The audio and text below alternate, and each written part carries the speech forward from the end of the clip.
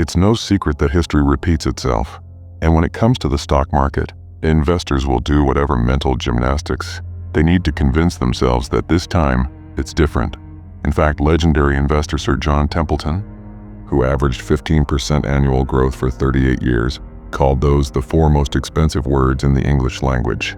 And he's right, because nothing empties a brokerage account faster than blind optimism, dressed up as financial genius. Which brings us to Jesse Livermore.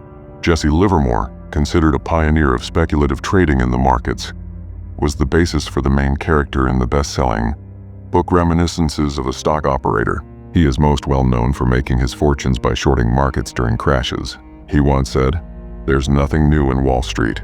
There can't be, because speculation is as old as the hills. Whatever happens in the stock market today has happened before and will happen again. And there's a stock market bubble that nobody talks about anymore. It's a bubble that looks disturbingly similar to the current state of the market."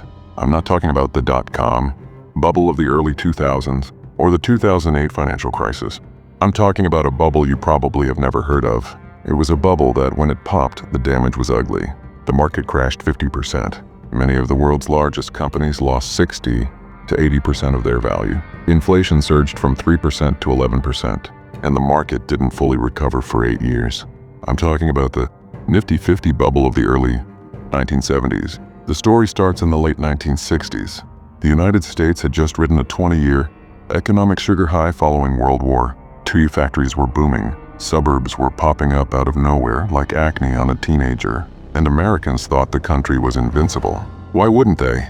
The United States had just beaten Germany in World War II, dropped a man on the moon, allegedly, and most importantly, invented the Etch-a-Sketch. Life was good, and in the middle of all this optimism was the stock market. From the end of World War II in 1945 all the way to 1970, the United States stock market had gained over 350%. This unprecedented bull run led to a new strategy in investing becoming popularized. It was known as investing in one-decision stocks. The concept was simple: invest in companies so powerful and so dominant that you only had one decision to make. When it came to investing in them, these stocks became known as the Nifty 50. The Nifty 50 wasn't comprised of penny stocks or emerging tech companies. It was comprised of blue-chip companies that generated stable cash flows.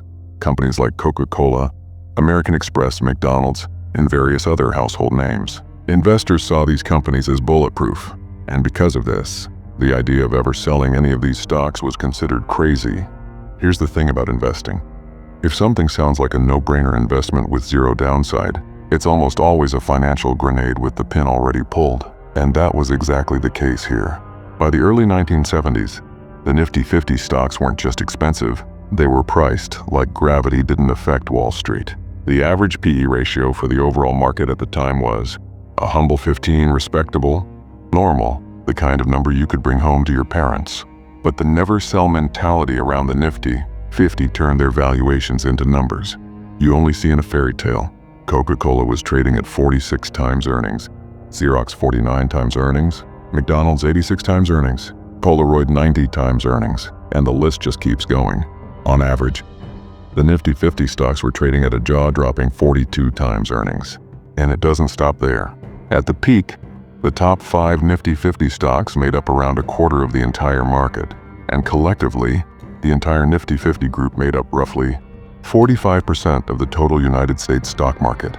Then came 1973 to 1974. The dominoes fell one by one, and reality came in and slapped everyone across the face. Oil prices quadrupled. Inflation jumped to over 11%. Unemployment doubled from 4.5% to 9%.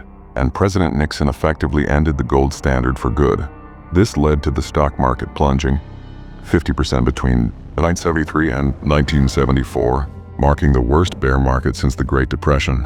And when the economy falls apart, overpriced stocks don't just correct, they get obliterated. And the Nifty 50 Coca-Cola shares fell over 60%, McDonald's shares fell over 70%, and worst of all, Polaroid shares collapsed more than 90%. The so-called one-decision stocks turned into one big financial obituary. And here's the real gut punch: the damage wasn't quick. This wasn't a cute little V-shaped recovery like we saw after the pandemic. It took the market 8 years until 1981 to crawl back to the same level it had been at before the bubble popped. This was the reality of the Nifty 50 collapse. Investors who thought they were buying eternal growth stocks ended up trapped in financial purgatory for the better part of a decade. Now, if you're looking at the current state of the market and getting a slight sense of déjà vu, you're not alone. In fact, Mark Twain once said, "History does not repeat itself, but it does rhyme." And while not identical, today's stock market undeniably rhymes with the one back in 1972. Back in 1972, the Nifty 50 made up nearly 45% of the total United States stock market, meaning, with every dollar invested into a stock market index fund, investors were making a bet that these Nifty 50 companies would somehow grow into the ridiculous price tag slapped on them. And if you fast forward to today, the movie has the same plot, just with shinier special effects. United States tech giants, better known as the Magnificent Seven, now make up around 36% of the entire S&P 500.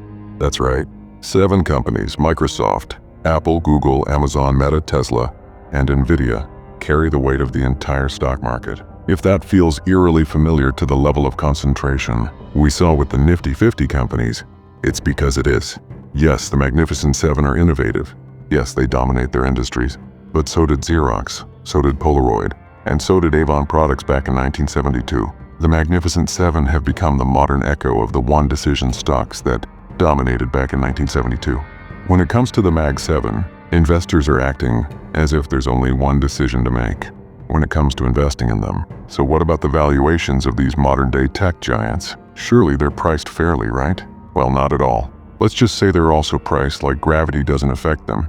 Google and Meta trade at 28 times earnings, Amazon 35 times earnings, Apple 37 times earnings, Microsoft 38 times earnings, Nvidia 50 times earnings, and Tesla 247 times earnings. Are these solid companies? Absolutely. Are they overpriced, overweighted, and worshipped as if they're bulletproof? Also yes. And just like in 1972, investors are telling themselves the exact same bedtime story. These companies are untouchable and will grow forever. All we're missing is a couple of macroeconomic dominoes to fall. And we're right back where we were. Warren Buffett summed it up best. What we learn from history is that people don't learn from history. So here we are once again staring at a top-heavy market, pretending valuations don't matter, and whispering the 4 most expensive words in the English language. This time, it's different.